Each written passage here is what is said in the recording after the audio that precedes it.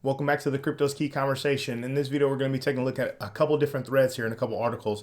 It's from Jay's Kane Filing. We're going to take a look at what's going on with the Ripple versus SC update in regards of what's going on with the DPP ruling and the judge magistrate's position on the SEC's motion to not provide the him in emails in the 68 drafts that has been the talk of the town in regards of what's going on with litigation right now.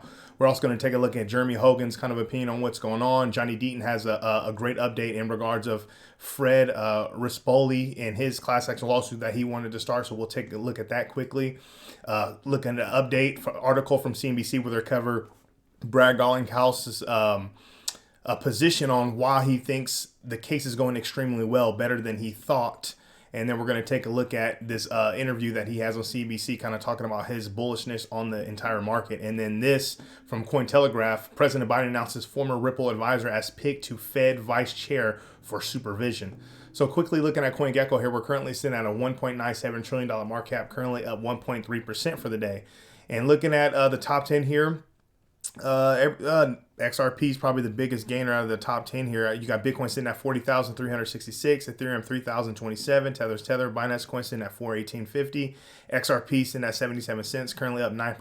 Solana is $100, Cardano's 95 cents, Terra $80, and then Avalanche is sitting at 76.97. Coming over here to the Bitcoin Fear and Greed Index, we're still in this extreme fear range.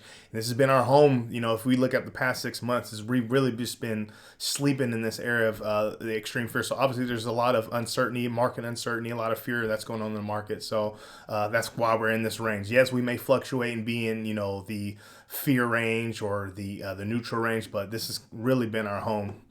So getting into the topics of discussion, this is from James K. Filing. It says the SEC has filed a request for an extension of time to file its objection to Magistrate Judge Netburn's ruling on the motion for reconsideration of the DPP ruling. The SEC is raising new privilege assertions. Yeah, like you're asking for an extension to file an objection.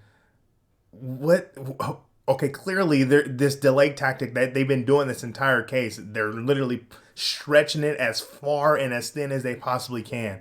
Coming out here, he says the SEC says that the defendants are prepared to proceed to summary judgment without enrolling on the him and emails and documents. So this Jungle Inc. says, is this what we are looking for? And Jeremy Hogan says, this is exactly what we are waiting for. I just didn't expect to see this fast. Oh, wait, right here. What's this? So coming over here, we're going to go over to the next. This is Jeremy Hogan's kind of opinion on kind of what James K. Filing had updated us about. He says, well, now we know for sure that the clarification part of Judge Netburn's ruling will not protect whatever the SEC is concerned about. The SEC is 100% in the hurt locker now, and the only relief is to delay. I mean, absolutely. That's literally the only tactic and strategy that they have. They're delaying the inevitable. It says, which is sure is trying with absolutely no shame. And I 100% agree. You're set out to protect, the investors, but you're dragging this case on and you're affecting thousands and thousands of the investors that you're so-called set out to protect, which is absolutely crazy. Coming out here, XRP Crypto says, does this mean that Judge saw the shady documents and the emails that SEC is trying to cover up so desperately? Will the judge be somewhat biased after seeing the SEC corruption? It's a great question. So that's kind of the update is kind of what's going on right now. So they wanted an extension to file their objection, which they had 14 days to provide their objection to the motion that was presented by the judge, which is crazy, but they want an extension for it. Johnny Deaton has an update here. So if you've been paying attention, Fred Rispoli, if I'm saying that correct, he had filed a class action lawsuit out of Arizona, and they wanted to go after William Hinman and Jay Clayton for their shadiness and their scandal and their conflicts of interest. And there was a lot of issues with the community in regards of how they filed it. And he was calling them William Hinman Willie, and then he was calling Homer Jay Clayton was named Homer in this class action lawsuit that he was setting. And there was a lot of concern that the class action lawsuit he was getting ready to set, it could potentially hurt what's going on and all the great work that we as a community, Johnny Deaton, the class action lawsuit, and with Ripple fighting the SEC currently, it can affect what's going on in regards of how all the things that's kind of in motion in that regard going forward. So they were saying, if something bad happened with what Fred was trying to do, it could, in turn hurt what's going on this side of the camp. So Johnny Deaton, and we covered the thread in our yesterday's video about how he felt about it. And I guess they had a conversation. Fred goes, although I've spoken to many, I've also contacted John Deaton to discuss. Based on all the information I've learned in the past week, in addition to my discussion with John, I strongly feel it is in the best interest for XRP network users to let the coming events play out. I am so happy to hear him say that. I mean, for the community, that's absolutely massive. Keep his ego in check, keep it at the door, humility, and realize, okay, the bigger picture. Let's go ahead and let everything that's in motion right now play out, and then when it's all said and done, and we fight the good fight and we win that battle, then we can present the next battle. It's absolutely massive. Johnny Deaton says Fred contacted me, and we discussed the case he filed in Arizona federal court. Fred informed me that after he read Hinman emails retrieved by Empower Oversight and Jason Foster related to Hinman's blatant violation of conflicts of interest, he felt compelled to act. I share Fred's frustration. That's a tongue twister. Johnny Deaton continues to say, after a lengthy discussion about the strategy and timing, to Fred's credit, he made the decision to withdraw in the best interest of the XRP holders. I'm confident at some point in the future, after the Ripple case is resolved and XRP is declared a non-security, justice is coming. And I 100% agree. That's absolutely massive. That's great. In all parties involved, that's how it's supposed to be done. A decentralized community coming together for a common cause and knowing that, hey, we got to put all our efforts into what's going on right now. That's absolutely massive. So coming over here, CNBC says crypto firm Ripple's court battle with its SEC has gone exceedingly well. CEO says. So Brad Garlinghouse, long story short, saying that, granted, his position, how he viewed how the case would be going, it's doing exceedingly better than he thought it was, which is absolutely massive. So let's take a look at this interview he has on CBC. It says explains why he's incredibly bullish on the crypto overall. So let's take a listen into this. Hopefully we don't get any ads.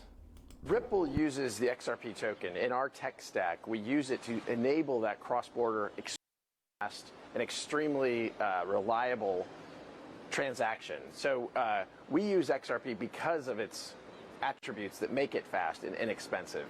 There are other tokens that people use for other use cases that don't work as well for payments. The XRP ledger, from its origins, has really enabled payments at scale in a way that certainly Bitcoin, while it's very good for digital gold, its speed and cost per transaction makes it less attractive for a payments type use case. So Ripple will continue to use XRP because of its core attributes as a really efficient technology. Is that something you see continuing in your tech stack going forward? For sure, without question. And I think you'll see Ripple use the XRP ledger for other use cases as well. We're certainly making investments, as I mentioned, in the carbon credit marketplace and other verticals that we think could be compelling. We've seen a lot of market volatility, of course, in the public equity markets. We've seen that filter through to the crypto markets as well. What's your outlook for the rest of the year? Do you expect sort of crypto markets to push higher and that volatility reduce, or are you expecting just this continued sort of seesawing we're seeing? I think it's really hard to know the timing, but I'm incredibly bullish on crypto overall. And frankly, that's because of the macro factors. There's two that I'll highlight. The macro factor around inflation globally. You saw this past week, record inflation at, for I think 4 decades, inflation in the United States at 8.5%. The other factor I think is really important not to lose sight of is, as you and I have talked about, the move from crypto overall towards an institutional use case, solving real problems for real customers, and these scaled solutions that aren't just about the speculative activity that has really driven some of the historic crypto market activity. Brad, I want to sort of move on and talk about regulation, which has been a huge topic yesterday, and it will continue today as well. You're currently in a legal battle with an SEC that's been going on for a year or so. Can you give us an update on that and when you expect a resolution? That started in December 2020, and the core question there is around a nuanced legal question. Is XRP a security? And did Ripple sell, as an XRP, an investment contract, did Ripple sell unregistered securities? Did I, Brad Garlinghouse, sell XRP as an unregistered security? I think it's very clear that in the United States, the laws have not been clear. And for the SEC then to go back in time and say, you should have known all along, it's really, I think, going to be hard. It's a hard case. And I think what we're seeing in the court process, which does continue to play out, is a judicial process that recognizes some of this. Even this past couple days, there was a ruling from the court finally requiring the SEC to publish information about some speeches that the Director of Corporate Finance, Hinman, gave about Ether not being a security. And the fact that even now you have the SEC not able to answer the question, is Ether a security? They won't answer that question. They're saying there's clarity, but then they won't provide clarity. They're saying they won't comment on specific projects, but then they comment on Bitcoin. Bitcoin is one of the largest project, but yet still just a project. Just in terms of broader crypto market regulation, we had, of course, the executive order from President Joe Biden. At the time, there was a lot of criticism. Well, this doesn't sort of go far enough. It's not laying out specifics. What's your view on it? Did you think it was significant for the market? I think it was very significant. I think it's very positive.